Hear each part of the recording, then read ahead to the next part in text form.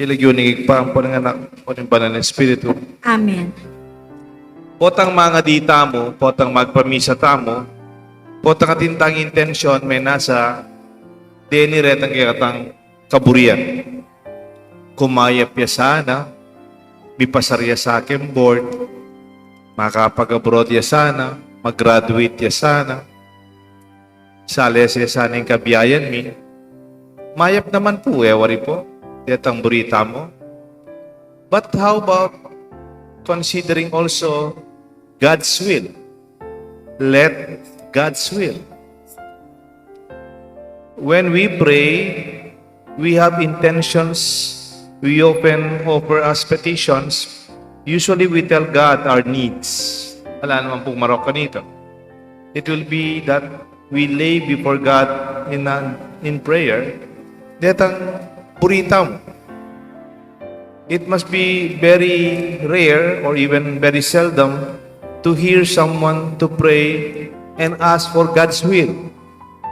Bala mo, malagad lang mo retang papangadi, sana yung kaburian ng Diyos, yang mandatila kimbiye ko. Kasanding na yata ni Tan, potang mga dita mo. Like Jesus' prayer, thy will be done. Ingkaya kang kaburian, yang mitok yan. Tiro na yung Jesus kaya tam yan. Ikpami, etso ka ba no? Isambay. Like yung datang kaya kami, may pamintuan ng loob mo. Thy will be done on earth as it is in heaven. Kaya tirong Jesus kaya katamo kanitang malapit na yung mipako kaya krus kaya tatakot Jesus, humanly speaking. Mga takutan niya, mga diya kaya Gethsemane. Pero nga na, thy will be done. Nung nano yung kaburian mo, seeking His will must be the one of the most beautiful prayer of listening to God. Siguro, yung pekamasanting nga panalangin, alim mo itang kailangan tamo, tamburita mo. Sana kay panalangin tamo, singit tamo, Ginoo. Kaya ba't kung sinabing gamburi ko kaya ka, paburian mo naman sana yung kaburian mo, iyang abalo ko, at siyang atok yan ko kimbiya ko. In the gospel, the children never considered those who played the flute. They never danced. The children never considered those who played the dirge, and they never cried. The children did not listen to the flute player and did not mind those who sang the dirge. They just considered their own will. Doman pekarandaman detang tinigtig fluta, laman tinera. Yan naman tinigtig lang malungkot, ay no man may nangis. Da naman tutok yan nung nano yung kaburian ni Ginoo. May nasa halimbawa, ang tanong kaya tang kaburian ng Diyos, siya pinitang tinigtig fluta kimbiyatam. O kaya itang may kantang malungkot para kay katamo. Nengkay pigagap tamo ing sarili tamo. We never listened to the music of God. We never considered His song in our life. We even at times consider God's will negatively. Nengkay kaburian ng Diyos kay katamo, isipan tamo, potang ating maro kamilyari, lawen nyo man po.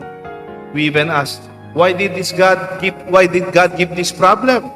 O tinanana akong problema ng Diyos. Why God cursed me with illness? At pero sana ako ng Diyos kayang sakit tayo ni. Why God allowed misfortune to happen to my family? At may ngaramalasan kami kayang pamilya ni. Pero pobrere nga pong Ginoo ni.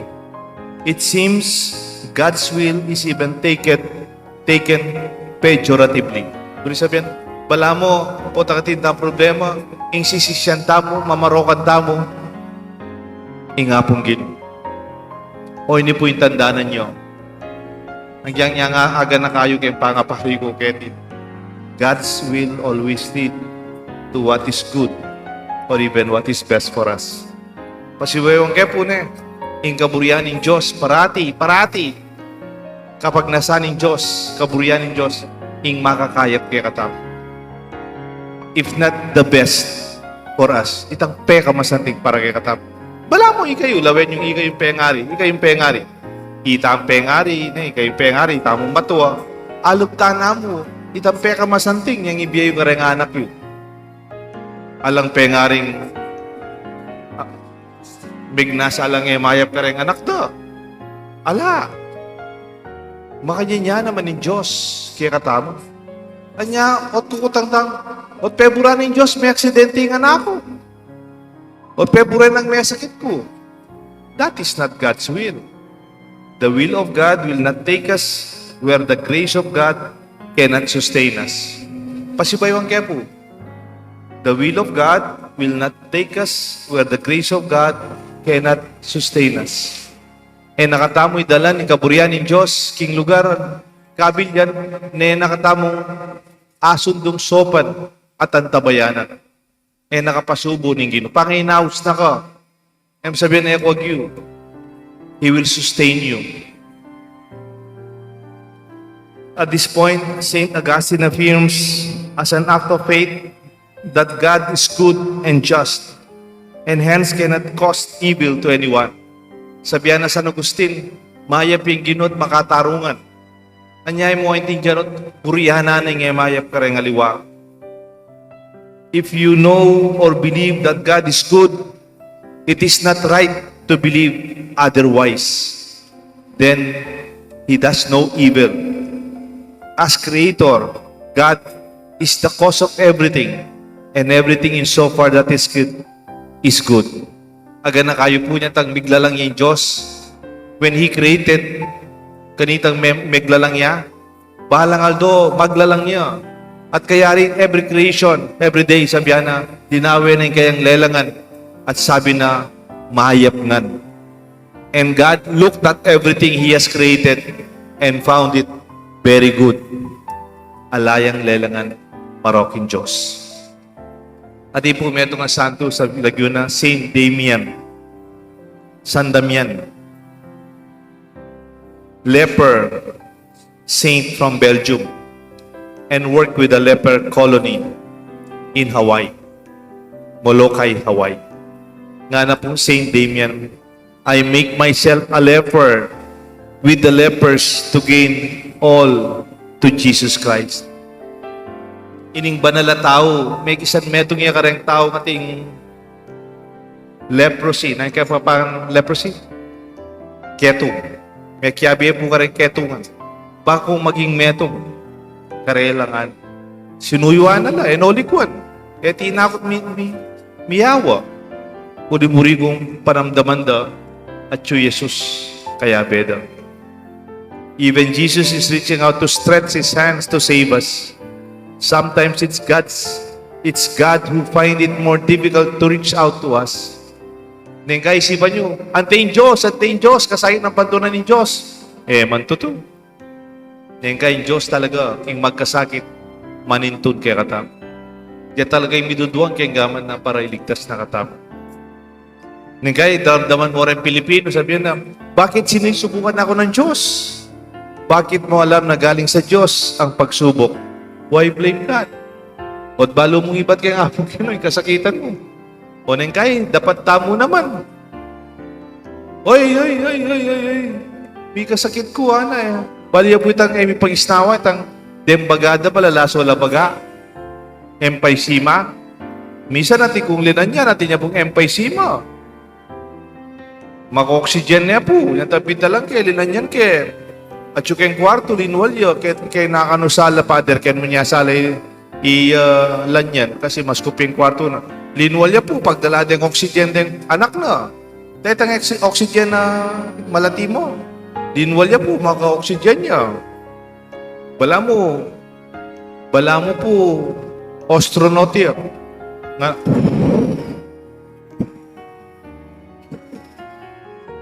makanya niya pong mga isnawa. Ala na yung baga. Kaya ba't kaya pulinan yan? Sabi na ka na ako, bagya-bagyaya, sasabi ako, Father, pagpaparusahan na ako ng Diyos. Father, why God is, parusa? Is punishing me, nga na. O paparusahan na ako ng Diyos. Nga, pag-isnawa, maka-oxygen niya po. Kaya ako bang pububulan? Kaya ako bang pububulan? Balog po, mas kanya sindi. Masigarilya magsigarilyo. May ako na ako mo po. Kaya ako bubulan. Mga dita mo po ako. Sabihin ko sa kaya, nang kebaluan nga pong ginugay pa man niya garilyo mo. O tawari sali ka sigarilyo, yung apong ginugay, manyinde, mayan. O kaya, pekdala na ka sigarilyo ng apong ginugay, alin. Eman ba? Nang kahit dapat tamo, sisisyan tayo, yung apong ginugay. Hindi ginusto ng Diyos ang masama. God never will that is evil. Ang nakakabuti, ang hangad para sa atin ng Diyos. Yung makakayap kaya katamo, yung kapagnasan. Deta nga na, yung ebanghelyo.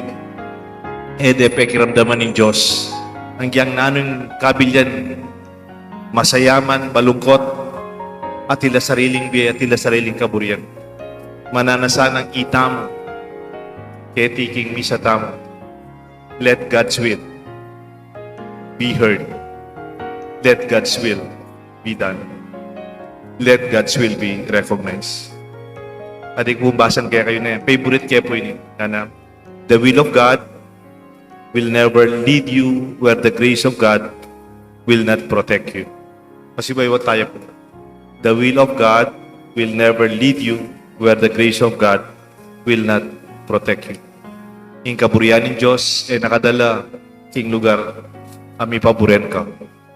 Sila yun ni pampanin nga na panimbalan ng Espiritu. Amen. Talakatampo. Kakaluburan kong manalangin taking Diyos, palablabano sanang tunay